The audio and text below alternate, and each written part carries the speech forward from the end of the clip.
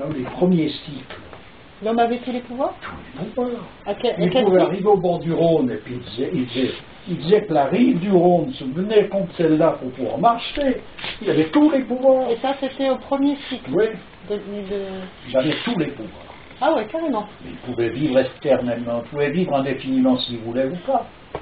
Et tous les pouvoirs. Et pourtant, c'était après la... Ah non, c'était pas après la chute, c'était avant. Mais la chute, il va l'amener à 15. Ah oui, mais ça, c'était bien, bien avant, alors. Mais c'est pas d'avant la chute. Je parle de l'homme sur Terre. Dans les premiers cycles. Personne ne peut imaginer ce que c'est.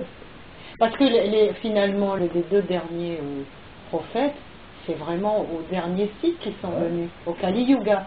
Donc bien, bien, bien, bien, bien avant, puisqu'on parle plus d'un seul cycle.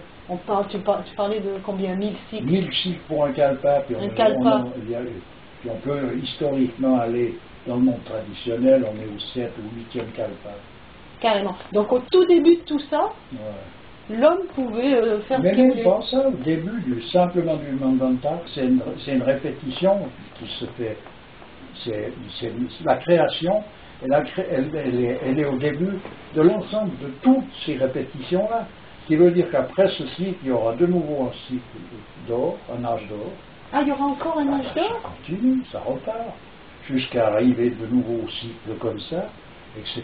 Et ça veut dire que la fin du monde pour nous, c'est le début d'un autre monde pour Ben, nous? évidemment. Et alors ça s'arrête quand? Et, et le paradis et l'enfer, c'est quand? Mais le paradis et l'enfer, il n'y a pas besoin de bouger d'ici, et il n'y a pas besoin d'attendre que les choses se calment. C'est pas nécessaire. Tu peux vivre le paradis et l'enfer aujourd'hui. Tu veux dire qu'il est en nous, tout est en nous? Ben, bien sûr. Attends, mais alors c'est un concept, bon alors excuse-moi d'utiliser ce terme, mais c'est un concept abstrait? C'est pas abstrait, ce qui est abstrait, c'est la pensée qu'on en a. Alors c'est symbolique. Et qu'est-ce qui ne l'est pas alors? Donc il n'existe pas, il n'y a pas de ces montagnes avec ces sources de... Oh mais il y a des sources, des lumières, des montagnes, il y en a partout, même il n'y a pas besoin d'aller au paradis. Et il y aura des houris, tu sais, ces femmes qui vont... Il n'y a pas un endroit physiquement, quelque part, qui s'appellera, ou qui s'appelle déjà le paradis? On pourrait dire que chaque personne qui a un Dieu personnel, ouais. Il se retrouve en quelque sorte avec un concept du paradis qui est aussi personnel, avec des grandes lignes qui lui auront été indiquées dans les écrits traditionnels. Et chaque voie, chaque religion d'ailleurs, présente un paradis qui n'est pas identique de l'un à l'autre, mais par contre qui reste identique dans le sens profond des choses. Et je veux dire, à un moment donné, c'est tous des concepts, évidemment, qu'est-ce que tu veux que ce soit d'autre. Mais ça ne veut pas dire qu'un concept n'est pas quelque chose de réalisable. C'est pas, ça ne signifie rien de tout ça. Je veux dire, c'est pas c'est quoi, alors c'est quoi? C'est la carotte et le bâton, le paradis et l'enfer? Non, c'est pas ça, c'est une position, on peut s'en satisfaire d'ailleurs. Tout va bien, et c'est quelque chose en soi. Mais pour un sage, et il va où?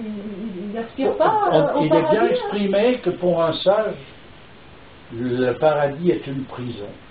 C'est tout. C'est comme ça. Elle peut être dorée, magnifique, impeccable, ça reste une prison. Et il est au-dessus de ça. Ah ben, il va aller loin, il va aller jusqu'à ce point infini. Il veut être Dieu. Ce qui veut dire qu'il veut se noyer dans cet océan. C'est cette goutte d'eau qui se noie dans cet océan qui, lui, est Dieu. Donc, il n'existe plus, il disparaît complet pour rejoindre son origine fondamentale. Retourner, se faire réabsorber par le principe de la manifestation. Voilà ce que c'est. Alors, tu dis ça à un musulman, qu'il est drôle là. Je ne sais pas tous. Karim Naravi, il avait tout compris. Je t'en parle parce que tu t'intéresses à. T'aimerais comprendre, alors c'est là que ça se passe, c'est pas ailleurs. Si tu veux avoir la dimension des trucs, je te dis que c'est quelque chose, il y a un volume, tout ça. Et puis on peut aller approcher ces choses-là, et pour les approcher, c'est vraiment des démarches. Et ça, tu ne pourrais pas dire dans un constat. Je ne sais pas jusqu'où toi on parle là comme ça, bon. Mais il faudrait que ça se présente. Ou tout d'un coup, bon ben voilà. Ouais. Mais l'Inde, voilà ce qu'elle offre comme étude. C'est pour ça que les grands chercheurs ont tous passé par l'Inde. Guénon, c'est un musulman, mais il a étudié les doctrines hindoues. Chuan, c'est un musulman, il a étudié les doctrines hindoues. Pourquoi? Parce que ils ont élaboré des choses qui sont dans le cadre de l'islam.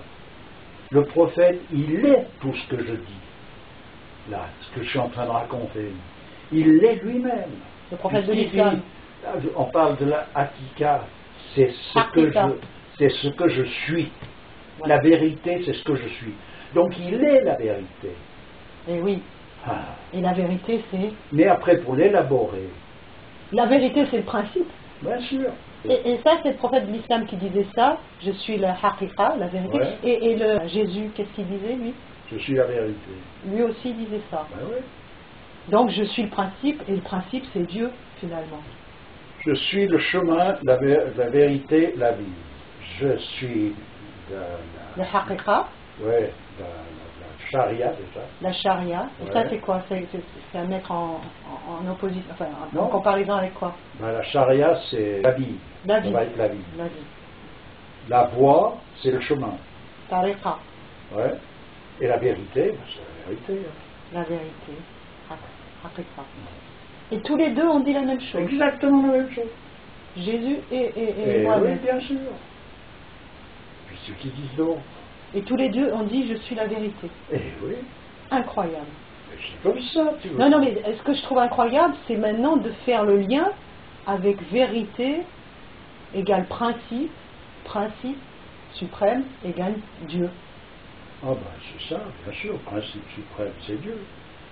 Il y a des principes à chaque chose, il y a des principes qui englobent une multitude d'autres principes.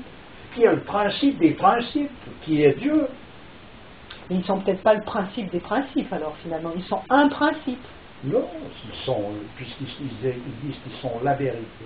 Avant qu'Aaron fût, je suis. Avant qu'Adam était encore dans l'argile, que lui était déjà. Parce qu'il est la vérité. Donc la vérité, elle est depuis le début à la fin, avant, après, pendant, plus loin. Il est ça, essentiellement. Mais il est manifesté sous la forme d'un homme qui est un prophète. Donc, qu'est-ce qu'il fait? Il fait, c'est ça la voix. C'est sûr que les religieux actuels ne sont pas prêts à entendre ça. C'est blasphématoire pour eux. Qu'un homme soit Dieu. Tu vois ce que je veux dire? Alors que ce que je viens de comprendre, c'est que quand on atteint ces degrés de sainteté, on rejoint le principe, on se fond à ce principe et on devient le principe. Et ça, c'est demander à chacun d'entre nous d'aller rejoindre et se fondre. C'est le seul but de l'exercice. C'est le seul but de l'exercice. Chacun a son chemin et met le temps qu'il faut pour y arriver, mais chacun y arrivera. Normalement, oui. Normalement, oui. Même le plus pourri des pourris, il a sa raison d'être. Il a sa raison d'être. Il passera par tout un tas de multitudes d'obstacles, de tout ce qu'on veut, mais de toute manière. Mais il y arrivera aussi. Il y arrivera. Mais il faut tous raison. Alors s'il fallait aller en bout, tu vois, je dirais que les religions étaient mises à jour à une époque où justement l'homme a perdu tous ses moyens. Ouais. Donc il lui a offert ça comme sauvegarde. Il a simplement, Dieu lui offre le fait de croire, d'être croyant, parce que tu ne peux pas l'acheter, la foi. Ouais. Donc tu as la foi, tu ne sais pas pourquoi, tout d'un coup tu as la foi, tu crois. Tu as l'impression que c'est toi qui te lances dans je ne sais pas quelle histoire, en réalité c'est offert, cadeau. Puis après, tu suis ce qu'il te demande de faire, puis tu le fais parce que tu as la foi.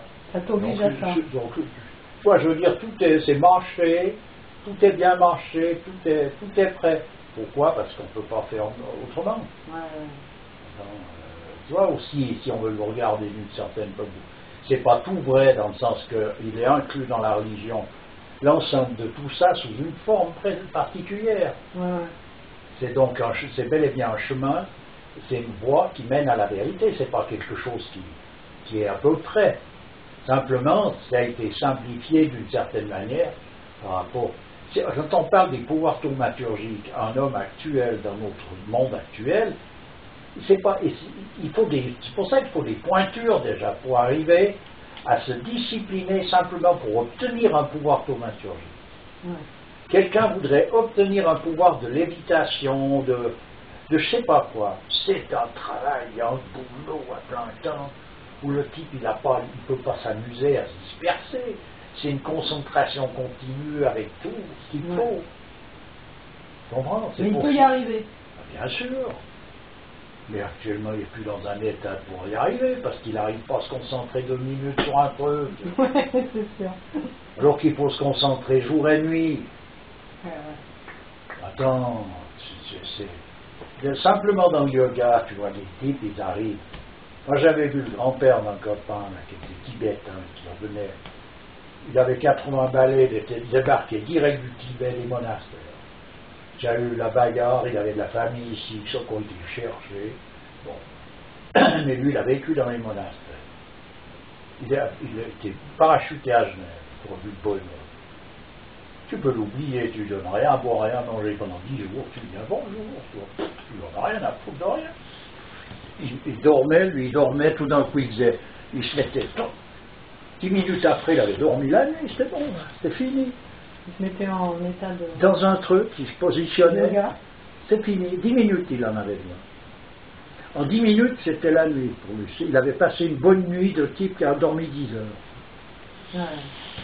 Mais il n'en faisait pas une tartine, c'était normal, ils apprennent ça dans les monastères. Ouais. C'est fou, hein. À présent, c'est toute une histoire. On te fait un cirque avec toi, le gonzo. Les téléxibars qui plient, là. Il y a des endroits, il y avait un endroit en Inde où il y avait les forgerons. Ils appelaient ça le forgeron maudit, je sais pas. Maudit? Ouais, il y a des Américains qui ont voulu aller voir un peu de trucs. Ils ont filmé, puis il n'y avait rien circulé, ils voyaient que dalle. Il n'y avait rien, quoi. Il y avait des gens qui étaient là. Puis un coup, il y en a un qui regarde ses films. Il y avait une roche qui devait faire comme une montagne de 50 mètres de haut, un rocher. Le type, il regarde ses films, tout d'un coup, le rocher, en fait, il s'est déplacé de 200 mètres. Il était là, et le lendemain, il était là. Ah oui, pareil. C'est pire. Ils recommençaient avec leur film. Le machin s'était déplacé. Le temps qu'il palabre et qu'il reste et qu'il continue de filmer, il s'est redéplacé une deuxième fois. Tu vois? En fait, les gonzes pouvaient dire où est-ce que vous voulez qu'on vous le mette? C'était en quelle année, ça? C'est récent, les machins des années 60. Donc, c'est des choses qui sont possibles. Bien sûr. Bien sûr, c'est possible. Il n'y a rien d'impossible. Il n'y a rien d'impossible. C'est fou, hein, quand même. Et processus de ce qu'ils appellent au Tibet la visite des annales akashiques, c'est aller voir l'histoire dans son passé ou dans son futur. Parce que comme tout a été créé en simultanéité, tu peux donc remonter dans le passé ou partir dans le futur. Tu peux aller lire ce qui se passe, à quel moment que ça se passera, ou quand c'est que ça s'est passé. Mais qui peut faire ça? Quelqu'un qui connaît les disciplines appropriées pour aboutir à ce résultat. Et puis la théorie, à un moment donné, pour moi, je comprends le truc, à quelque part, un an de placement. C'est logique, dans le sens que la vitesse lumière, c'est ce qui est le plus rapide, on dit, hein, 300 000 km à la seconde. 7 fois le tour de la Terre en 1 seconde, la vitesse lumière. C'est rapide. Ouais. Donc c'est la vitesse initiale, rapide, la plus rapide connue. Mais je regrette, moi, avec mes pensées, je vais plus vite. Hein. Moi, d'une seconde à l'autre, je pense au soleil, je suis sur le soleil, c'est pas un problème. Ouais. Donc j'ai parcouru la Terre au soleil, en moins de temps que la vitesse lumière. Alors après, tu as une étoile qui brille, et en fait, elle est éteinte depuis 1000 ans, cette étoile. et tu vois encore la lumière. Donc tu vois la distance à laquelle elle peut être, vu que la lumière fait 300 000 km à la seconde. Cette lumière, elle n'est pas... La lumière qui est de cette étoile, elle n'a pas fini d'éclairer, alors qu'elle s'est éteinte il y a 1000 ans. Ouais. Tu vois la distance que ça peut représenter, ce genre de truc. Ouais. Et ça veut dire quoi, ça? Ça veut dire qu'un type tu peux donc pratiquer de manière à aller t'installer là-haut, parce qu'après, à un moment donné, c'est ce qui se produit, l'esprit humain, quand il est libre de ses mouvements, il va où il veut, à la vitesse où il veut, c'est pas un problème, c'est instantané. Ouais. Donc tu veux savoir ce qui se passait sur Terre il y a 1000 ans, tu vas sur cette étoile, puis tu vois ce qui se passe sur Terre il y a 1000 ans. Réellement. C'est des techniques qu'ils utilisaient au Tibet, ça. Pas carrément. Ah.